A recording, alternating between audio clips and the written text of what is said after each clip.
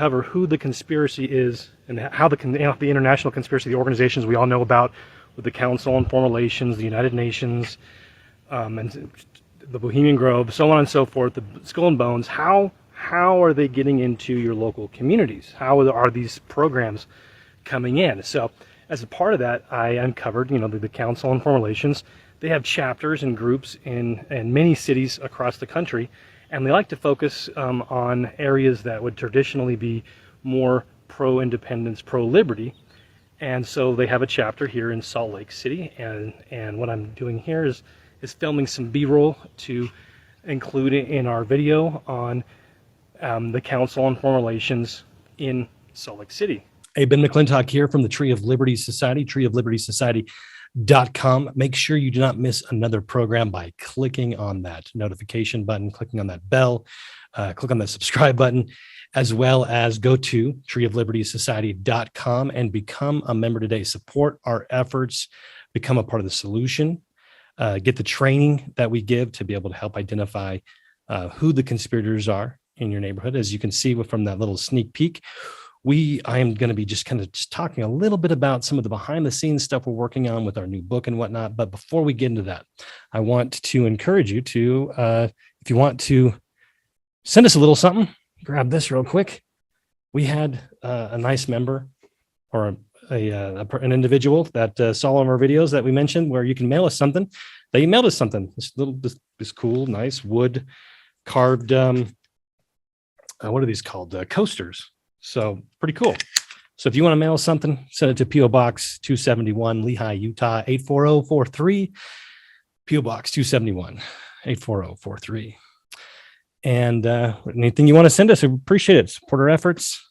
treeoflibertysociety.com is the website. So getting into what that little sneak peek was, I was doing as a part of my investigation and helping to set up a process and helping people, no matter where they're at in the country, understand where the conspiracy or who the conspirators are, right?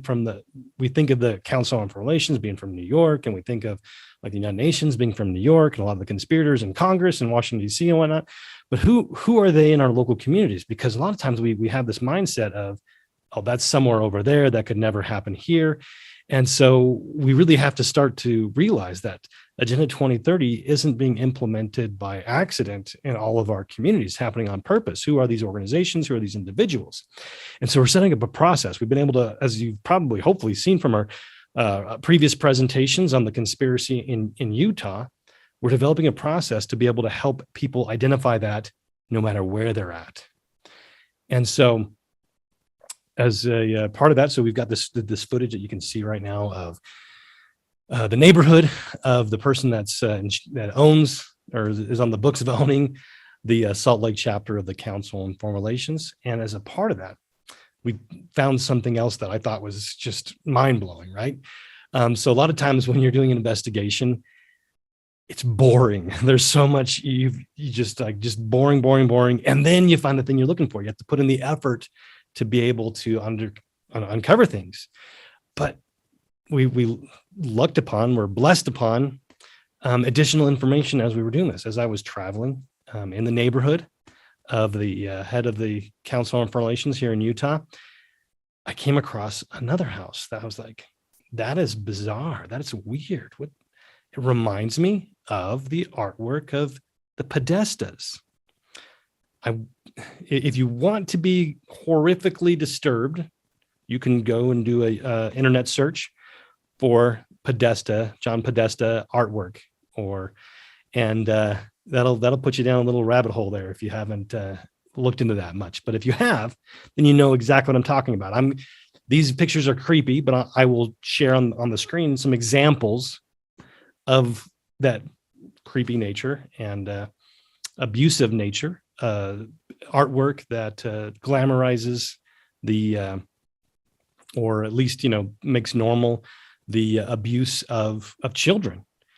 And I was driving past this neighborhood and came across artwork that was like eerily familiar to me to that. And so, and lo and behold, finding out who owns that house, who are they? They're highly connected.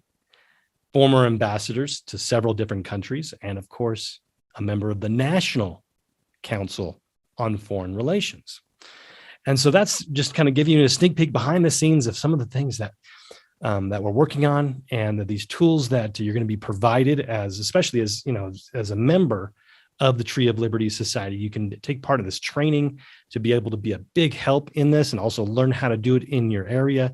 Have me as your mentor and as a tutor and as a trainer on an individual basis, as well as our membership training for all members that can take part once a week, and help you to be able to organize in your neighborhoods, to be able to promote the cause of liberty, identify the enemies of liberty, and to be able to actually start to go on the offense to do these things. So again, I encourage you to make sure that you don't miss another video. You click on that subscribe button, you click on that bell, and you come over and you to treeoflibertysociety.com, and you become a member. You support our efforts. You become part of the solution. Thank you for all of you that have come over and join with me. I'm Ben McClintock from treeoflibertysociety.com, often imitated, never duplicated. If you see somebody else out there promoting my name and they're saying that I'm a part of them, I'll let you know that I'm only at the Tree of Liberty Society, and encourage you to come over with me at treeoflibertysociety.com. Until next time.